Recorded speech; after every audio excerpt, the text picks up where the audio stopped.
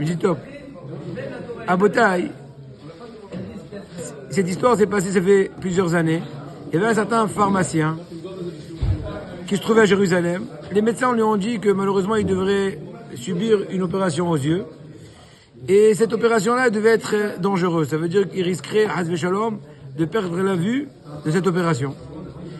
Cette personne qui était intelligente et aussi sensible à l'amour de la Torah a dit, je vous prie de bien vouloir me donner un certain délai.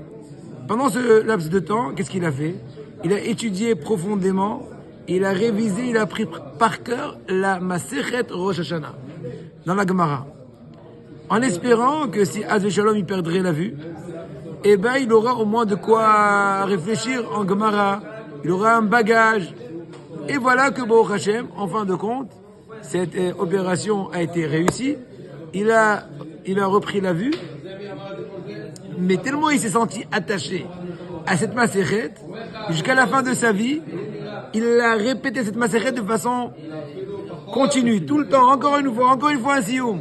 Il est arrivé à un degré, il est arrivé à un stade où il a fini, avant de quitter ce monde-là, 4000 fois la Masechet de Rosh Hashanah.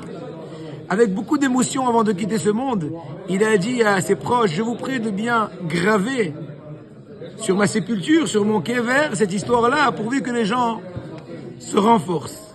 Effectivement, on raconte qu'il y avait, dans une certaine yeshiva, un bahour qui avait beaucoup de mal à adhérer à l'étude de la Torah. Son mashgiach, comme à l'ancienne, au lieu d'aller le prendre chez des psychologues ou chez des psy, il a pris au cimetière sur la tombe d'un gadol d'Israël et commencé à prier pour la réussite de cet élève devant l'élève. Après que le Rav a fini de s'effondrer en pleurs, il lève ses yeux, il voit autour de lui, il voit plus le fameux bahour. Alors il se pose la question, il cherche un peu, il scrute un peu par-ci par-là, il le voit sur certaines tombes, pas très connues, effondré en pleurs, en languissement. Qu'est-ce qui se passe?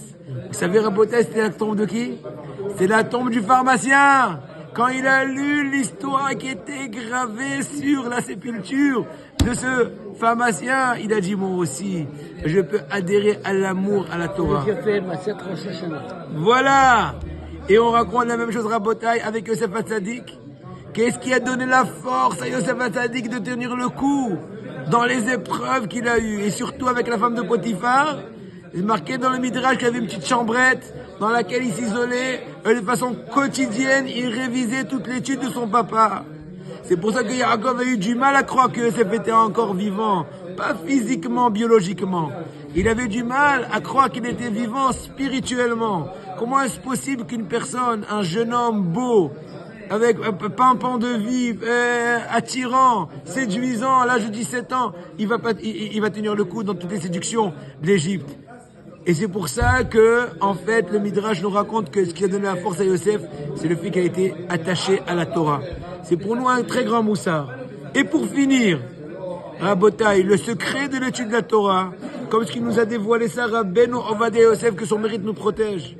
Il aura, une fois avec son humilité, il a dit, les gens sont stupéfaits de ma connaissance géante en Torah, mais je vous dis la vérité. La raison pour laquelle je me souviens de la Torah, c'est parce que quand je l'étudie, je la chante. Je suis pas là en train de lire un bouquin dans la Bibliothèque nationale. Je suis là en train de prendre de l'oxygène et je suis conscient que sans cela, je ne peux plus respirer la seconde qui suit. Une telle perception de choses nous donne la réussite. Batzlaha à tous.